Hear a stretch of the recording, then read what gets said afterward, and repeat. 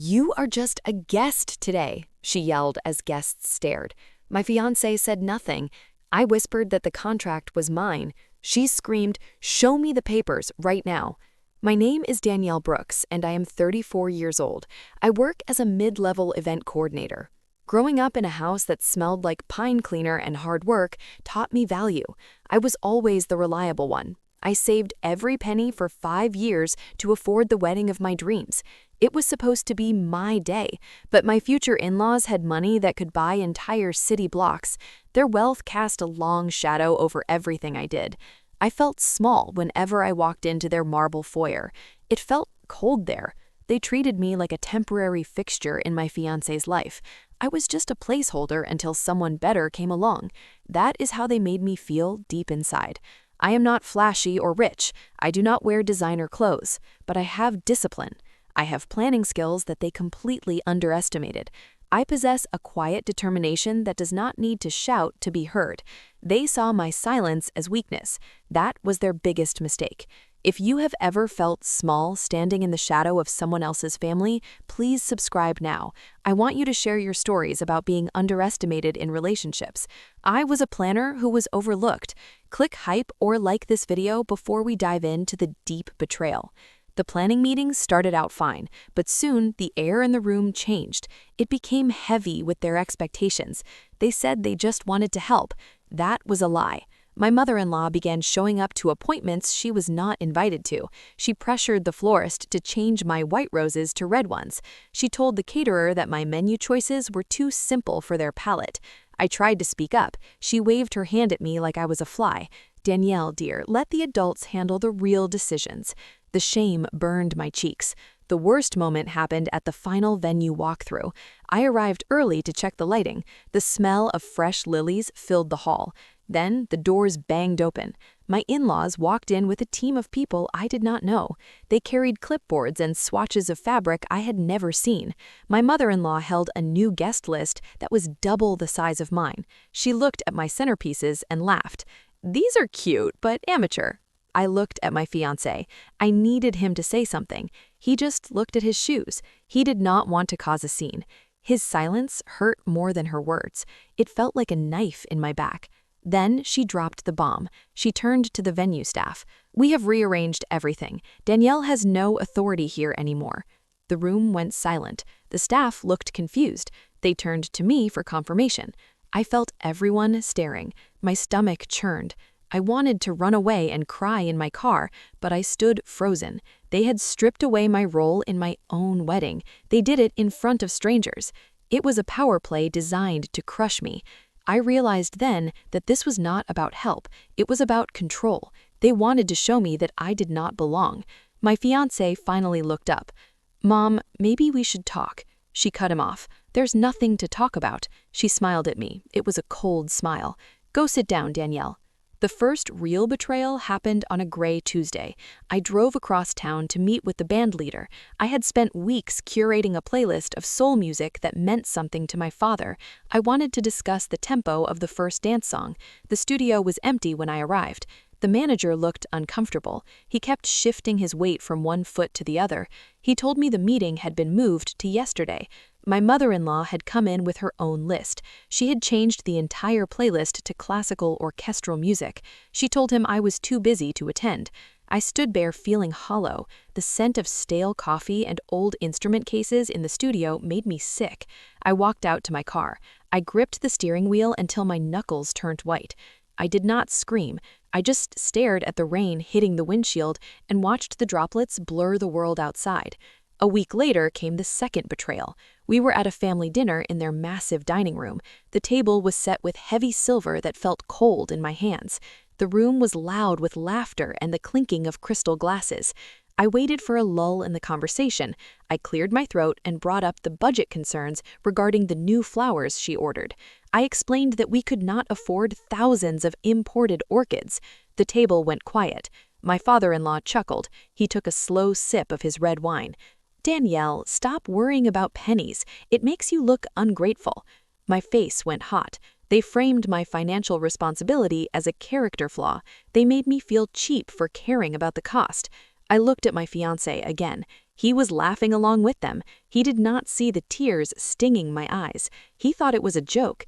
To me, it was a clear message. I was an outsider. The third betrayal broke my heart the most. Later that night, my fiancé and I sat on our beige couch.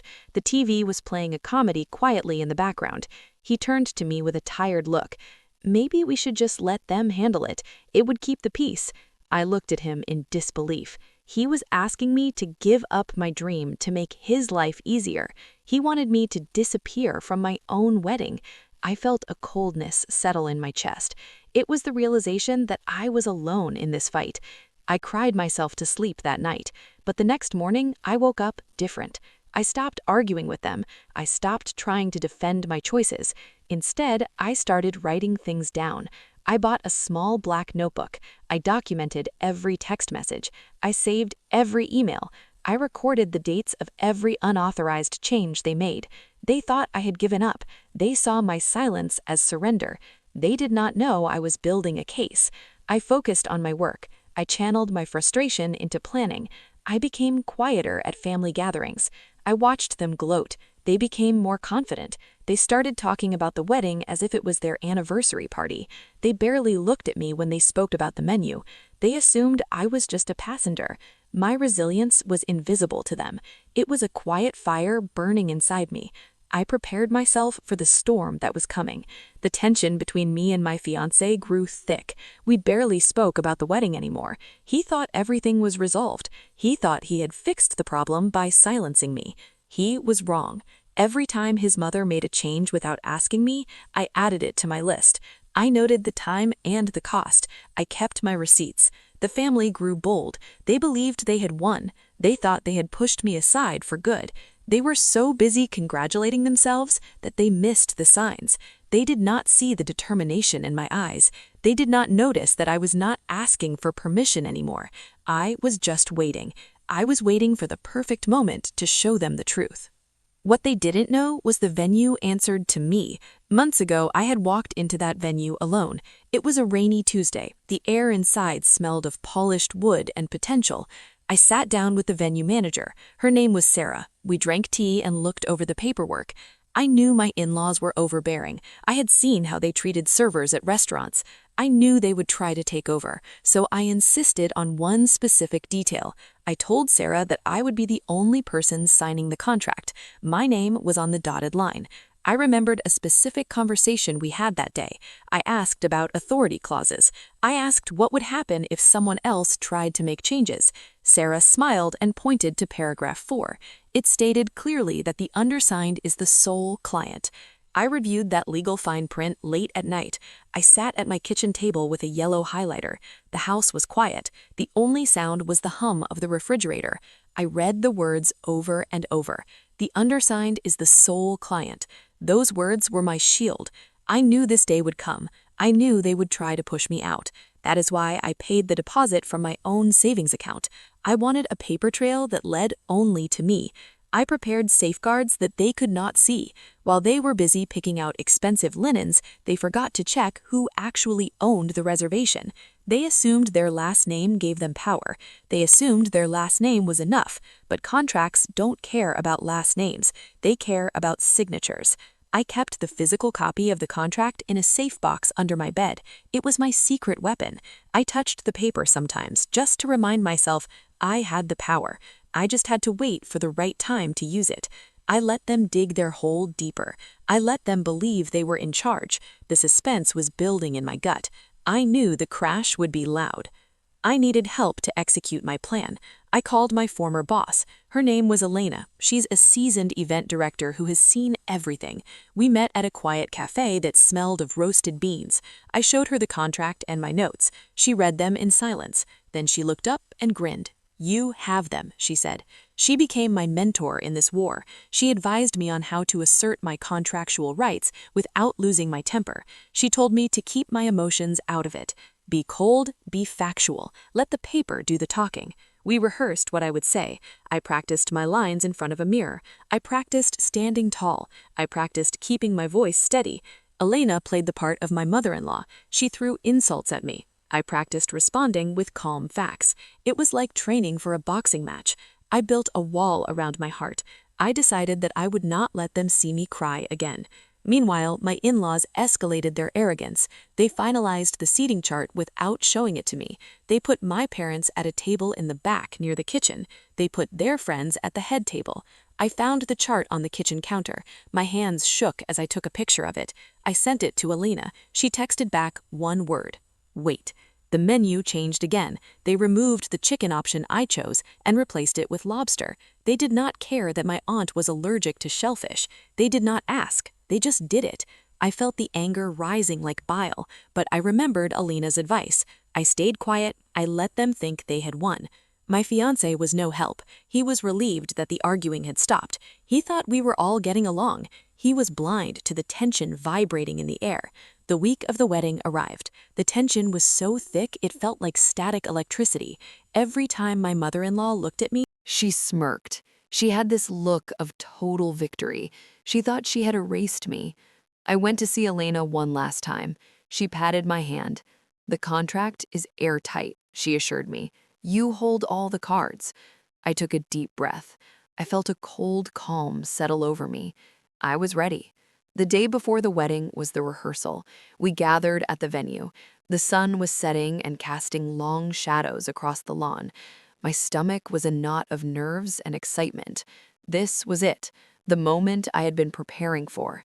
I had the contract in my bag. I could feel the weight of it against my hip.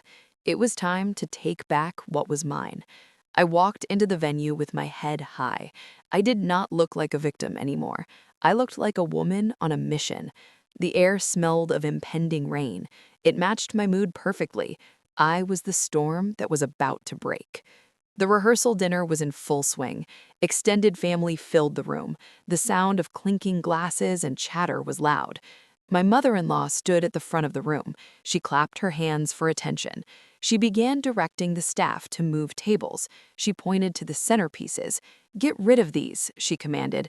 "Bring in the ones I ordered." She looked at me and winked. It was the final insult. I walked to the center of the room. The floorboards creaked under my heels. I reached into my bag and pulled out the folder.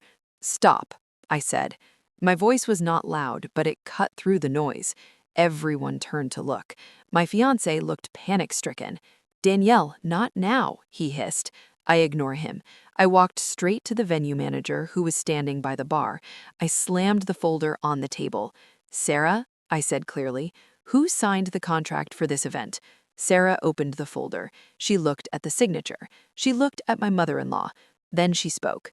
"You did, Danielle." I turned to the room. "And what does the contract say about unauthorized changes?" Sarah read from the page. "Any changes not approved by the client are void. The client is Danielle Brooks." My mother-in-law turned purple. "I am paying for this," she shrieked. "I don't care," I said. My voice was ice cold.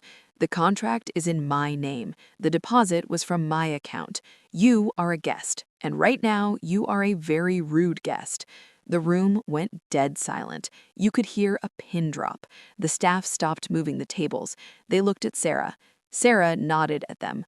"Put everything back to Danielle's plan," she ordered. The staff began reversing the changes immediately.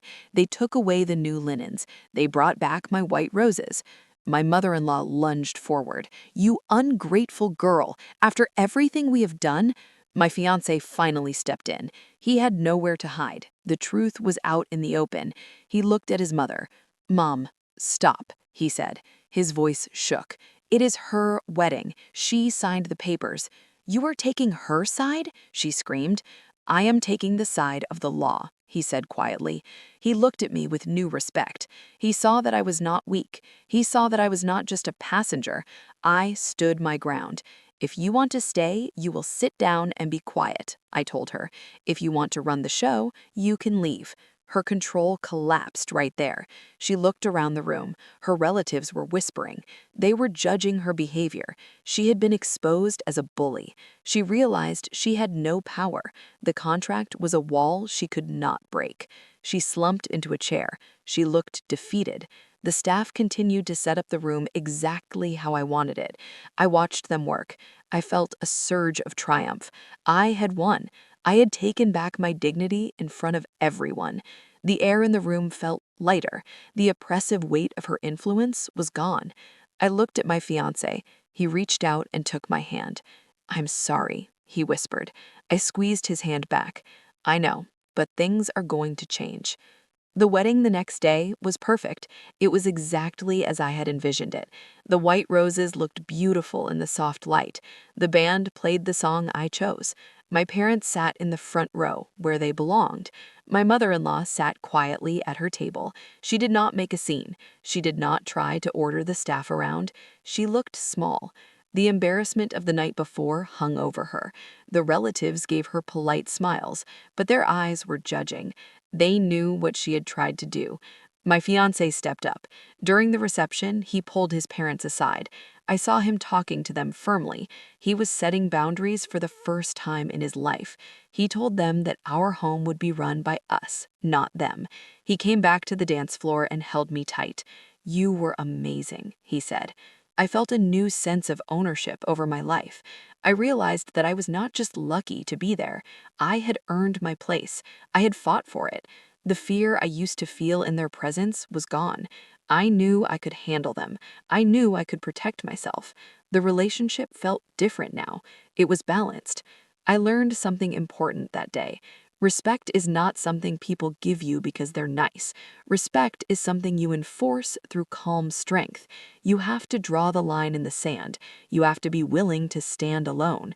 I looked around the room at the people I loved. I took a deep breath. The air smelled of cake and victory. I was not a guest in my own life anymore. I was the host, and I was finally in charge. If you have ever been publicly humiliated or sidelined in an important moment, I want to hear from you. Share your stories about standing up to controlling family members in the comments. Subscribe to join a community that values self-respect. Tell me if you have faced a power struggle like this. Click hype to help this story reach others who need it. Please like this video if my story hit home for you.